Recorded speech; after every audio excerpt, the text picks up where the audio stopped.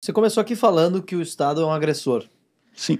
Isso me lembrou uma frase famosa, que é: imposto é roubo e sonegar é legítima defesa. Exato. Você acha que as pessoas têm um passe livre moral para sonegar imposto ou apesar de elas terem um ideal libertário, elas devem seguir o que está na lei e agir de acordo com aquilo que manda o Estado? Eu acho que mais do que uma licença moral, elas têm uma obrigação moral. Eu acho que as pessoas que pagam imposto, elas estão erradas, elas estão dando dinheiro para o criminoso. Pensa o seguinte... Prazer.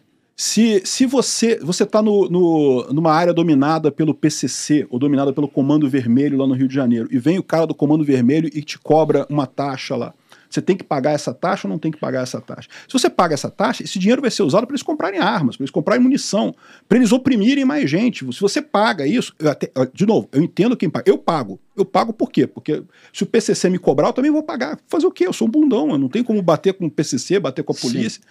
Mas... se você paga, você está dando dinheiro para o cara que vai te oprimir mais adiante e que vai oprimir outras pessoas. Cada pessoa que paga imposto está fazendo errado. Moralmente, eu me penitencio por ter que pagar imposto de vez em quando. Não deveríamos pagar imposto. O que você puder fazer é obrigação moral sua fazer para não pagar. Mas se um prestador de serviço lá para o teu canal, o videomaker, fala assim, cara, posso te fazer esse serviço sem nota. Tu fica feliz e fecha sem nota? Uai, claro, imediatamente, na hora. Não, eu falo pro pessoal, sempre que eu posso eu compro em dinheiro e nunca peço nota de nada. Não, se o cara vai sonegar ou não, aí é problema dele. Ele pode decidir sonegar, pode decidir não sonegar, pode decidir declarar tudo. Isso daí né, é excelente para ele, é a decisão dele. Mas o que eu puder fazer para ajudar, por quê? Porque a minha visão é essa, quem paga imposto está piorando a situação. Então, por exemplo, elisão fiscal, que são aquelas medidas para você tentar pagar menos imposto dentro da lei, é obrigação moral sua perseguir isso daí. Quanto menos você pagar, e quando tiver oportunidade, evitar. Peter, eu queria que você falasse um pouco sobre o Bitcoin. Tu acha que é a pirâmide perfeita? O Bitcoin é o futuro, meu amigo. O Bitcoin, nós todos vamos estar negociando em Bitcoin. E esse caso dos Estados Unidos com a China dá uma dica muito importante disso daí, meu amigo. O Bitcoin pode ser a próxima moeda de troca internacional. Tá, mas, Peter, não te parece que tu, como um cara inteligente, culto, que percebo claramente, as pessoas sabem que tu não te parece que é muito óbvio que tudo vai virar Bitcoin e vai subir para sempre, e quem não tiver um Bitcoin daqui a 20 anos vai ser pobre, e volta um pouco daquele... lembra De Volta para o Futuro? Você chegou a assistir? Ah, sim, o filme, lógico. Ele tem o almanaque. E aí quando ele volta para o futuro, ele volta para o passado, tá tudo destruído, a Terra é o inferno.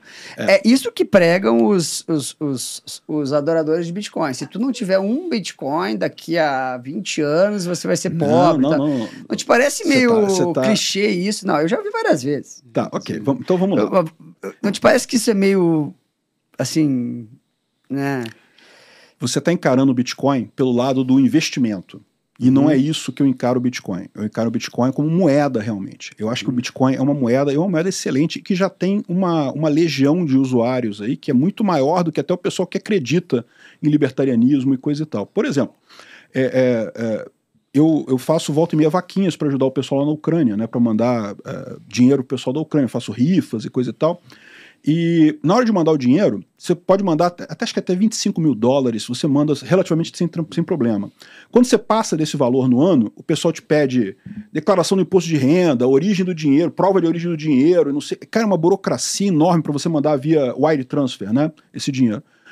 Aí, ou seja, olha só, é o governo te atrapalhando. O dinheiro eu peguei numa vaquinha, eu tô mandando pro pessoal de lá, tá tudo certo, não tem nada errado, não tem nada de ilícito nessa história.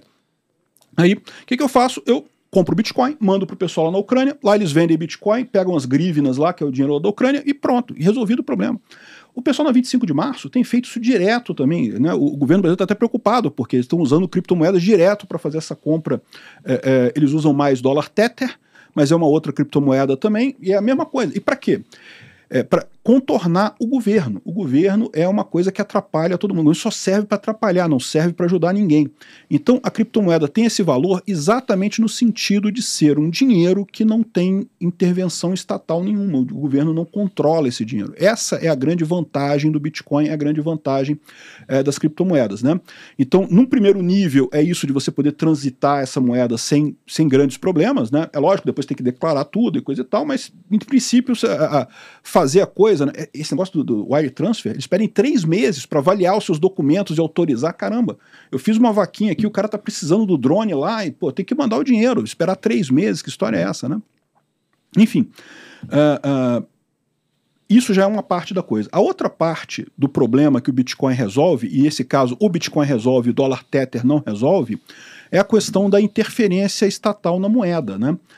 Todos os governos do mundo imprimem dinheiro. É lógico, é uma maravilha isso, o governo pode imprimir dinheiro né, ele continua com dinheiro e todo mundo perde um pouquinho, mas ele continua com dinheiro, né? Então o governo brasileiro faz isso direto, o Lula tem feito isso direto, o governo americano faz isso de vez em quando também. E o problema é que isso tira dinheiro das outras pessoas. Quem tem dólar foi prejudicado. O Bitcoin surgiu exatamente para resolver este problema. Ele surgiu na crise de 2008, quando os governos, tanto americano quanto inglês e da Europa, imprimiram uma montanha de dinheiro para salvar os bancos, né? Ou seja, a crise de 28 ela foi causada por bancos... 2008. Desculpa, 2008. Isso, 2008. Foi causada por bancos que fizeram empréstimos para imóveis totalmente irresponsáveis e coisa e tal. E o correto nesse caso seria os bancos quebrarem. Quebra todo mundo e pronto, começamos de novo, né? Os governos não quiseram fazer isso, deram um monte de dinheiro para bancos. E é nesse sentido que o Bitcoin resolve esse problema. O Bitcoin garante que você tem um dinheiro que não é afetado pelo governo. O governo não tem como fazer isso. Está no algoritmo matemático lá do Bitcoin. A quantidade de Bitcoin que é produzido e como é que vai ser isso, e não tem jeito. É uma moeda altamente deflacionária no futuro, né? No momento ainda é produzido Bitcoin, ainda é gerado Bitcoin. Os teus recursos estão todos em Bitcoin? Eu não tenho muita coisa, tá, cara? Eu sou pobre, mas o pouco que eu tenho está em Bitcoin. Não, mas se tu tá comprando Bitcoin há muito tempo, tu tá rico, porra. Não, quem dera. O problema é justamente, eu vejo Bitcoin como moeda. Então, por exemplo, eu compro Bitcoin há muito tempo, mas eu tenho um canal chamado Visão Libertária, em que eu pago as pessoas com Bitcoin. Né? Então, já teve mês, lá no passado, que eu paguei 0,1 Bitcoin. 0,1 Bitcoin hoje em dia é uma boa grana. 50 né? pau. Pois é, na época era pouquinho, mas hoje em dia é uma boa grana.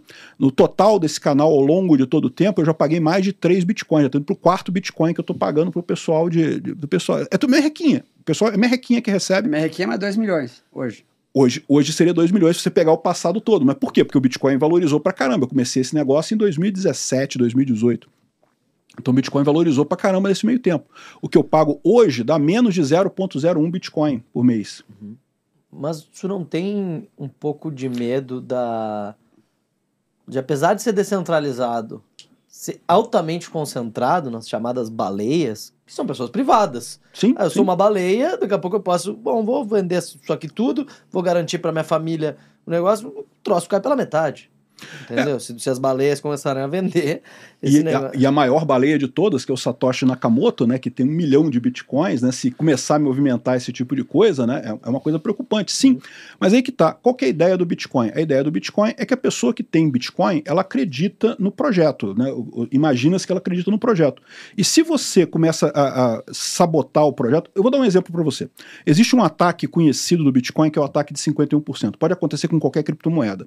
Se você tiver 51% do poder de processamento da rede do Bitcoin, você, em tese, consegue fazer uma transação indevida e fazê-la virar válida. Tá? O algoritmo permite esse tipo de coisa. Então, isso é um ataque. Se alguma entidade tiver 51% dos mineradores no mundo, ele consegue sacanear o Bitcoin. Então, já aconteceu de um minerador começar a não aceitar mais outras pessoas para não chegar a 51%. Quando ele estava em 40 e poucos por cento, falou, não, gente, olha só, procura o concorrente, não vem para o meu lado porque eu não quero ter 51%. Por que o cara fez isso? Porque se ele tiver 51%, ele sabe que ele vai estar sacaneando o Bitcoin. Outras criptomoedas já caíram nessa armadilha e a criptomoeda perdeu valor. Então, o pessoal preserva, né? É interesse das pessoas que têm esse dinheiro, né, que o Bitcoin funcione. Então o cara não quer um ataque de 51% por conta disso.